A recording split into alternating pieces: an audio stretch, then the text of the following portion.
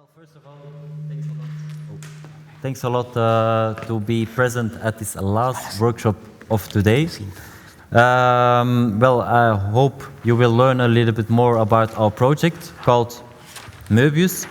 And also, we will let you test and let you see our application we have created or we are actually developing for publishers. So, what are we going to do today in this last workshop? So, firstly, we'll tell you what the MOBiDYS project is about. And therefore, we will go back to the starting point of why we created, in the first place, an application for publishers. So, I will tell a little bit more about the current situation of publishers. Then, of course, what's the Prosumer Intelligence Toolkit, the application we have created for publishers. In short, the PIT. Then I will show you a general demo of the proof of concept of the PIT. After that, I will try to get some feedback from you, because we find it very important to have feedback or evaluation from our target group, so we can create and develop the application in other stages together with the target group. That way, I think it's the best way to create a new, different kind of application. Then you will have also a little bit of time to do some individual testing. And after that, we will go to a second session of feedback.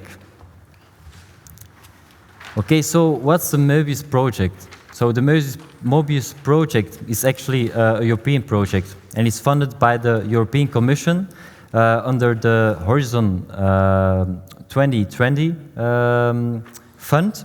And actually our purpose or our goal is to innovate the European publishing sector. Within this project, we actually focus on 3 different kind of target groups. So we have publishers, prosumers, and readers. And for each of these different target groups, we also have different various applications. Now, today, we are here with several publishers, so we'll focus, of course, on the application for publishers. Okay, so again, the starting point, what we saw from research was actually that we see a lot of pressure on the European book market. And this is due to the competition of bigger platforms such as Amazon. For example, they receive a lot of user data from devices. For example, the Kindle, or their audiobooks, for example, Audible. So, meaning they actually gather a lot of user data about their reading behavior. And what we saw in research was that local European publishers don't have access to those user data. So what we see is they don't really know how people read and what their experiences are. So what we are trying to do with this PIT is actually to fill in that gap. And so that's when the Prosumer Intelligence Toolkit comes into the image. So what is it actually? So it's a data dashboard that visualizes insights, meaning insights could be anything from data you integrate into the application, into the data dashboard. So meaning for every data set you put into the data dashboard, you will get a totally different kind of visualization depending on the data you want to integrate into the PIT. And so why? Because, like I said, to help publishers understand better how global readers are reacting, relating to books. So to actually see some kind of user or reading behavior. And so this works with every data set. You can integrate literally every readable data set. Now, in this workshop, we have actually gathered data from archive of our own. It's an online fandom community, and it's just to show you what the Prosumer Intelligence Toolkit is about and what the potential could be if you, as a publisher, integrate your own data into it. So just keep that in mind. I can understand that the data you will see right now in this proof of concept of the pit is maybe not that interesting for you, but the goal is to show you how you can integrate your own data. Okay, so right now I will go, if you can see it, go to the data dashboard itself. Okay. So what you can see right now, you see some kind of graphics like I said, we have gathered data from the online fandom community archive of our own, and what we can see if we integrate it into the dashboard is this kind of terms, kind of aspects about the data. So you can of course see how many collections we have, depending on the data we integrated, how many fandoms, for example, what the authors were. And now, like I said, the important thing is you can see within this dashboard correlations, relations between the different kind of data. Meaning, if you, for example, go to the search bar, you can search depending on this data. For example, a fandom could be Marvel, and I just put it right into the search box. I think it's loading.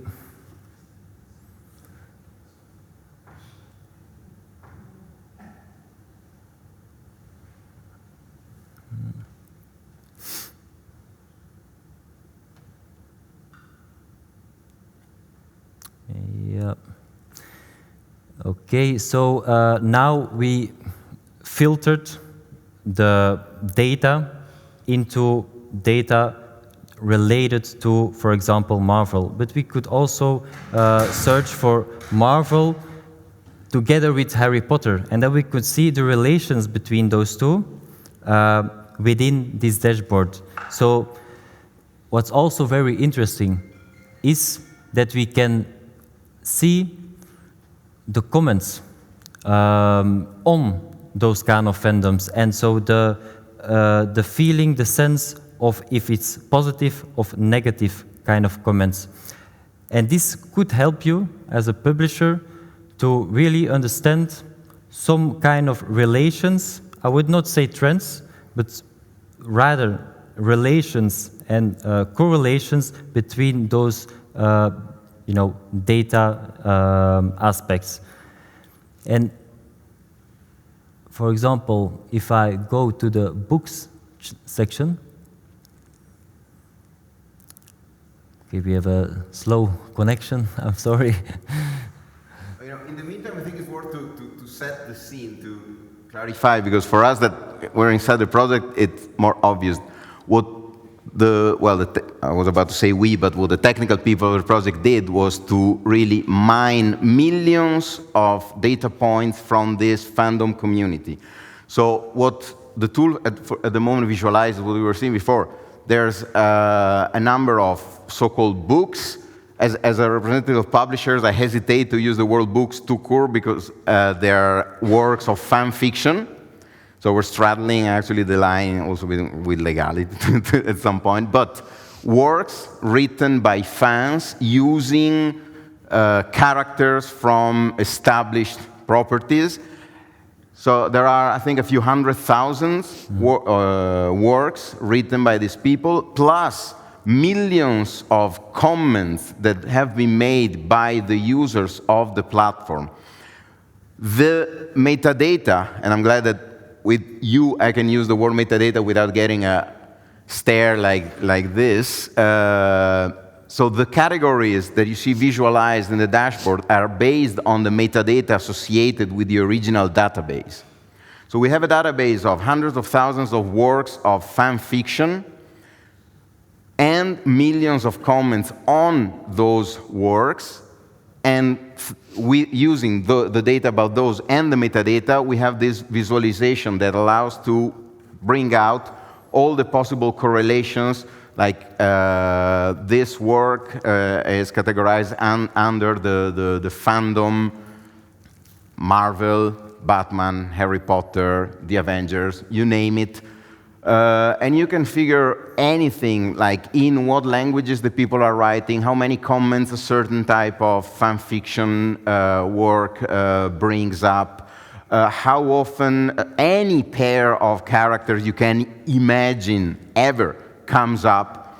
Now, the undertone with fan fiction is more often than not, they wrote those characters having sex with each other, but that's not the focus. We're, again, talking about so when you see plot, it's all about what kind of sexual relationships there are, but that's not the point. The point is, if you have any sort of database with your books as a publisher, as a retailer, or you, for whatever reason, you have access to a community that somehow can generate data, then you can visualize it in thanks to this kind of tool visualizer, the data visualizer. And on top of that, you, again, if your original database allows it, then you can go deep into analyzing title by title or author by author, what level and what kind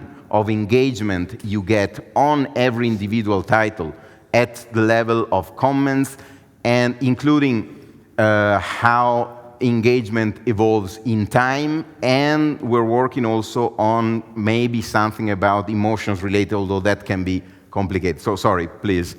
No, indeed, what he said is indeed very important. For example, to show you a little bit more about,